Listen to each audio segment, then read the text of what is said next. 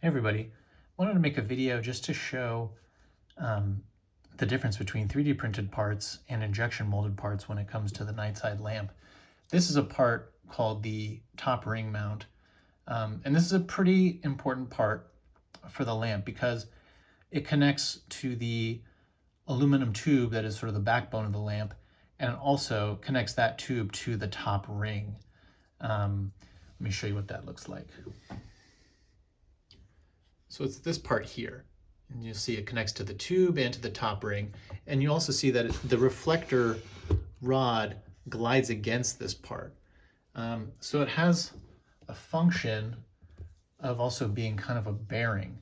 And that's why I had it eventually injection molded in this material called Delrin, which is a self-lubricating plastic. It's also called Acetal. And it's really good for that kind of application where you've got pieces moving against it, many cycles over time. It holds up pretty well. And I was really happy with how this part came out. This is the 3D printed version, which is what I've been prototyping with. This is made in a material called PA12, which is a type of nylon. And it's really great for getting, for prototyping and getting something close to like a production level part. But you can see there's a lot of texture on here. It's about as rough as it feels, or as rough as it looks.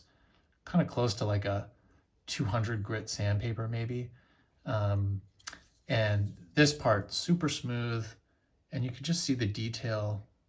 These came out really, really beautifully. And the other great thing about these is that, because it's injection molded, each part will be identical. Whereas when you 3D print, I could get 5 of these made and they'll all be a little bit different because of, working at a high tolerance of like 1/1000 of an inch. These will all be, vary a little bit, whereas with an injection molded part, they are all essentially the same. So really happy with how these turned out. It's an important part of the lamp, and I think it's going to really hold up well in the product. So I'm excited about that. Thanks a lot for watching.